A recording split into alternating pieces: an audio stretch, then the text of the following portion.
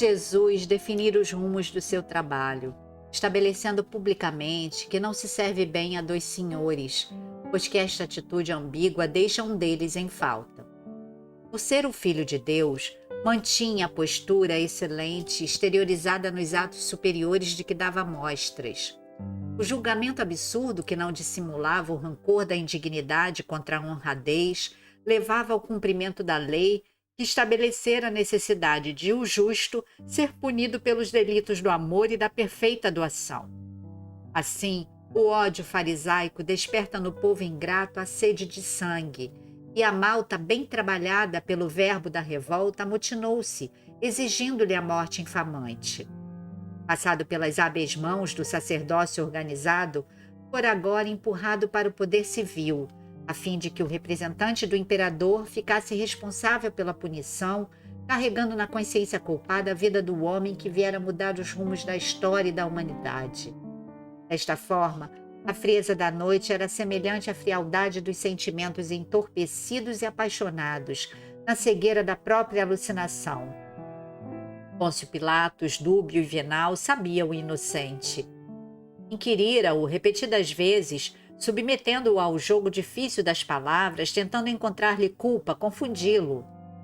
Transparente, porém, na sua pureza ímpar, ele respondera com nobreza, baseando-se no conteúdo das questões apresentadas ou então silenciando. Não tinha o de que defender-se. Ali estava, exposto pelos seus familiares, os de sua raça, e quase absolvido pelo poder gentio, dominador, que nele não detectava crime. Era o grande paradoxo. Israel o acusava e Roma o defendia. Pilatos vezes várias tentou salvá-lo da sanha geral, pois que lhe não encontrava delito algum, exceto o de ser portador da verdade. A verdade exige pesado ônus de quem a conduz, pois que não compactuando com as licenças morais nem a delinquência dissimulada de legalidade, que passa disfarçada como direito de uns em detrimento de outros, faz-se detestada e perseguida. Os vanguardeiros e porta-vozes da verdade ainda pagam o tributo da coragem de vivê-la. Jesus era a representação da verdade no ambiente de ambições mentirosas e vãs, de ilusões enganadoras e insensatas. Pilatos o sabia.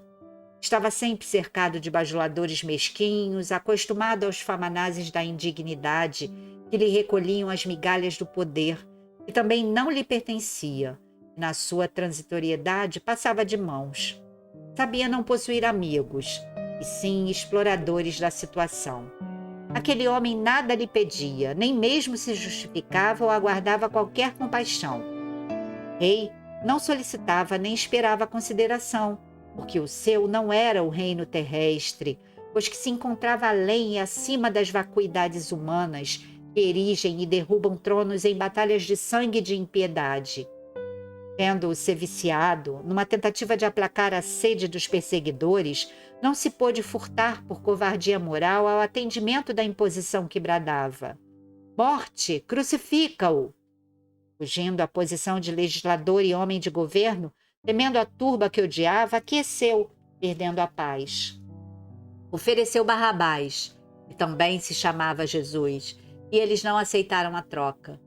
Este, segundo alguns, era revolucionário terrestre, enquanto o outro era o celeste. O bandido agradava a multidão e a conveniência dos poderosos de um dia. Este podia viver. O outro, espiritual e celeste, abalava as estruturas da mentira e dos interesses mesquinhos. Ele deveria morrer. Lavando as mãos, Pôncio Pilatos não limpou a consciência ultrajada que permaneceria exigindo-lhe retificação de conduta. Os anos se passaram. Tibério César cedeu seu lugar, vitimado em Anacapre, a outro temporário e iludido imperador, que foi Calígula. Pilatos, caindo em desgraça, retornou a Roma e foi mandado para o exílio na Suíça. A neurose de culpa ficou-lhe impressa na conduta atormentada. O ato de lavar as mãos repetiu-se cruel, constante, em tentativa tormentosa de autoliberação.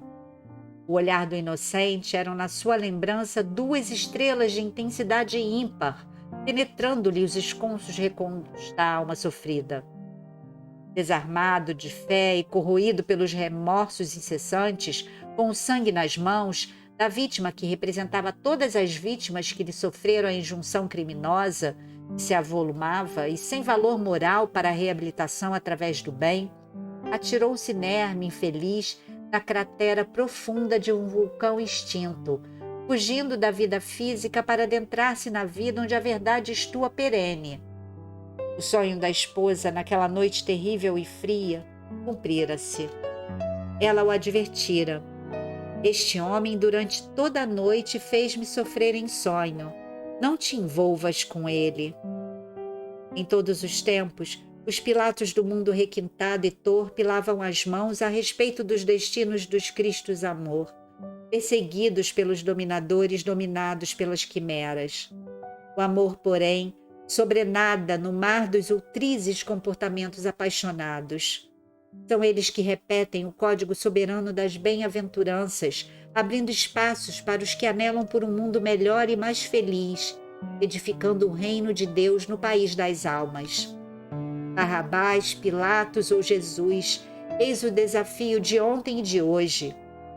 No passado, os adversários de Jesus preferiram Barrabás, filho de pai, e Pilatos, na representação da suprema covardia moral.